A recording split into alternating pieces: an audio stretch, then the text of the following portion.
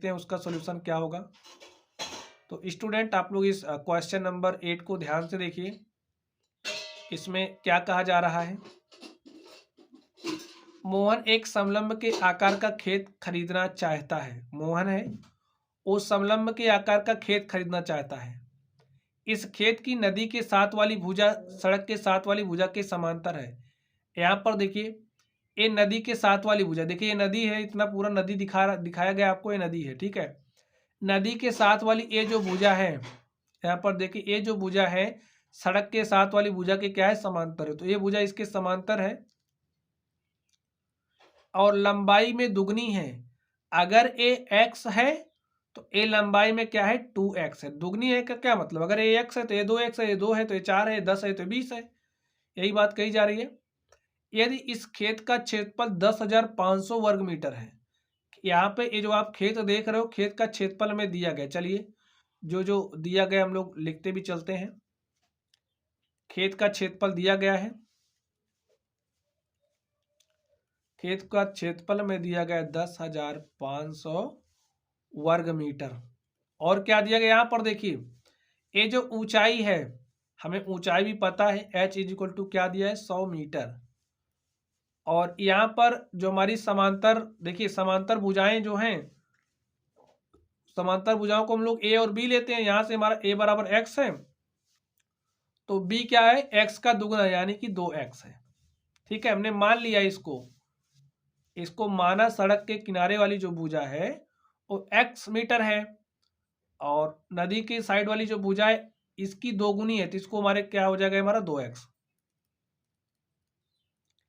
अब मैं क्या बताना है, और दो समांतर भुजाओं के बीच की लंबवत दूरी 100 मीटर है, तो उसको हमने लिख लिया है।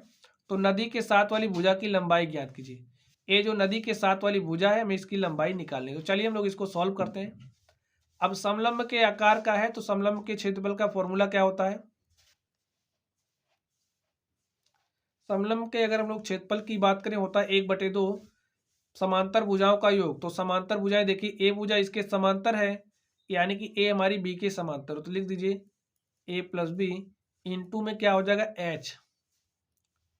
तो यहाँ पर लिखिए 1/2, ए का मान कितना है, ए का मान x है, बी का मान 2x, तो यहाँ पर लिखिए x प्लस 2x इंटू में h, और h हमारा कितना है आप लोग देख करके बताइए, 100 मीटर। यहाँ पर देखिए ना समलंब का क्षेत्रफल दिया है 10,500, तो यहाँ पर लिख दीजिए क्षेत्रफल। चलिए अब आप इसको हल कर लीजिए। देखिए ए 2 0 इससे कैंसिल हो जाएगा और इसको आप यहाँ पर भेजिए, यहाँ पर भाग के साथ है तो यहाँ पर मल्टीप्लाई के साथ हो जाएगा। तो 105 को 2 से मल्टीप्लाई करें कितना हो जाएगा, 210। भाई 2 5 10 के शून्य हासिल 1, 2 0 0 1, 2 1 के 2। यहाँ पर देखिए x प्लस 2x कितना हो जाएगा, 3x। तो यहाँ पर लिखिए 3x, तो 3x बराबर 210 है। तो 3 1 के 3, 3 7 21, तो हमारे पास x बराबर कितना आ गया, 70। ठीक है, x बराबर 70 मीटर। तो नदी के साथ वाली भुजा क्या है, दुगनी है, यानी कि यही नदी के साथ वाली भुजा है। तो यहाँ से b बराबर क्या हो जाएगा, 2 गुणे में 70, और 2 को 70 से मल्टीप्लाई करेंगे आ जाएगा 140।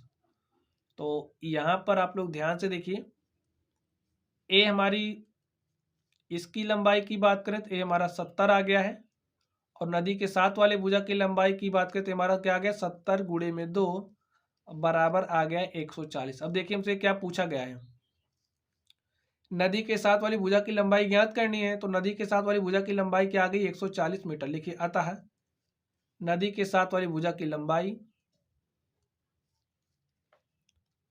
अतः नदी के साथ वाली भुजा